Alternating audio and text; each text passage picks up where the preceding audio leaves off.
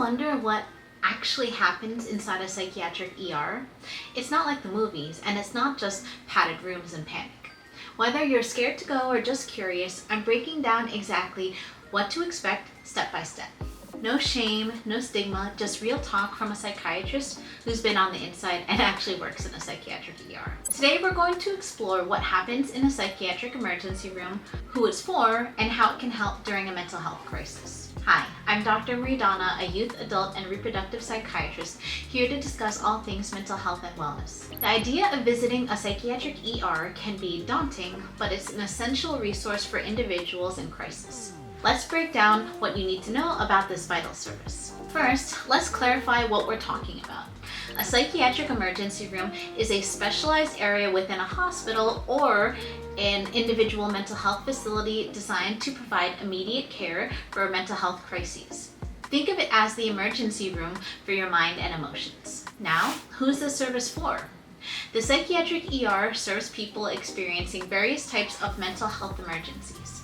This includes individuals having suicidal thoughts or behaviors, or those experiencing severe anxiety, panic attacks that just feel unmanageable, people going through psychosis such as hallucinations or delusions, individuals with intense mood swings or emotional distress that feel out of control, or anyone who might be at risk of harming themselves or others. The primary purpose isn't just to treat the immediate crisis, but to stabilize the individual and connect them to appropriate ongoing care.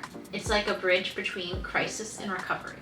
So, what actually happens when you walk through those doors? Let me walk you through the process step by step. The check-in process is your first step. You or whoever brought you will share basic information about the individual in crisis and explain the reason for seeking emergency help. Don't worry about having all the details perfect. The staff are trained to help you communicate what's happening. Next comes triage, which is essentially a priority assessment. A mental health professional will evaluate the urgency of the situation. They're looking at factors like immediate safety risks, the severity of symptoms, and any pressing medical needs. This helps them determine how quickly you need to be seen. For individual freestanding mental health facilities, say if someone has a medical complication, this is where they might have to direct you to a hospital that might have a psychiatric ER just because they will be able to treat any medical illnesses along with a psychiatric comorbidity. Now here's something that might feel uncomfortable but is completely standard: security measures. Items like sharp objects, medications, or anything that could potentially cause harm might be held temporarily for safety. This isn't about judgment or mistrust. It's standard protocol to ensure everyone's safety, including yours, other patients, and the staff. Once you're brought back, the real work begins with a comprehensive evaluation. You'll meet with a mental health professional. This could be a psychiatrist, psychiatric nurse, or licensed therapist, social worker, and they'll conduct an in-depth assessment that's designed to understand exactly what's happening and how best to help. The questions they ask will focus on several key areas. They'll want to understand your current symptoms and emotional state, what you're experiencing right now, how long it's been going on, and what triggered this crisis. They'll review your medical history, including any past mental health treatment and substance use. They'll also ask about current medications and any previous psychiatric treatment you've received. Remember, these questions aren't meant to make you feel uncomfortable. They're gathering the information needed to provide you with the best possible care. And I will say, I know it's very difficult when people go to a psychiatric emergency room, they're vulnerable, might not want to open up, but this is the time and space where being open and honest will get you the best treatment and help possible. If needed, you may also receive a physical exam, and sometimes medical issues can contribute to psychiatric symptoms, so ruling out physical causes is an important part of the process. Finally, there's the observation period. Some individuals might need to stay for several hours or even overnight for continued monitoring. This gives the team time to see how you respond to any initial interventions and make sure that you're stable before determining next steps. After the evaluation, there are several possible paths forward, and each one is tailored to your specific needs and situation. The first possibility is discharge with a comprehensive plan. If the crisis has stabilized and you're safe to go home, you'll be discharged with specific recommendations. This might include follow-up appointments with outpatient providers, therapy referrals, medication adjustments, or crisis management strategies. The second option is referral to a higher level of care.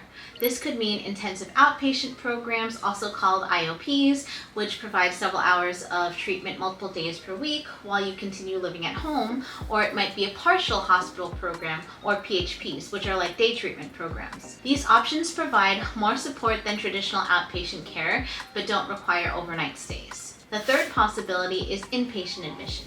For individuals who require 24/7 supervision and treatment, admission to a psychiatric unit might be necessary. This isn't a punishment or a failure, it's intensive care for your mental health, just like someone with a heart attack might need intensive cardiac care. Each of these outcomes represents a different level of care designed to meet you where you are and provide what you need to move forward towards stability and recovery. If you're considering a psychiatric ER visit, here's how you can prepare to make the experience as smooth as possible. Regarding what to bring, gather a list of current medications, including dosages if possible, your medical history, or any relevant medical records you have available, and contact information for your healthcare providers or loved ones who might need to be notified. Most importantly, try to stay calm. I know that's easier said than done when you're in crisis, but remember that it's completely normal to feel nervous about this experience. The team working in the psychiatric ER is there to help, not to judge. They've chosen to work in this field because they want to help people during their most vulnerable moments. These professionals see people in crisis every day, and they understand that seeking help takes courage. You're not bothering them. You're exactly the reason that they're there. Now, let's talk about when you should actually go to a psychiatric ER, because timing can be crucial. There are some clear signs that indicate immediate professional help is needed. If you're having active suicidal thoughts or made specific plans, that's an emergency. If you're experiencing hallucinations or delusions that are impacting your safety or the safety of others, that requires immediate intervention. If you're in severe emotional distress that simply cannot wait for a scheduled appointment, the psychiatric ER is there for exactly these reasons. Here's my strong encouragement. It's always better to seek care and ensure safety than to delay action and hope things improve on their own.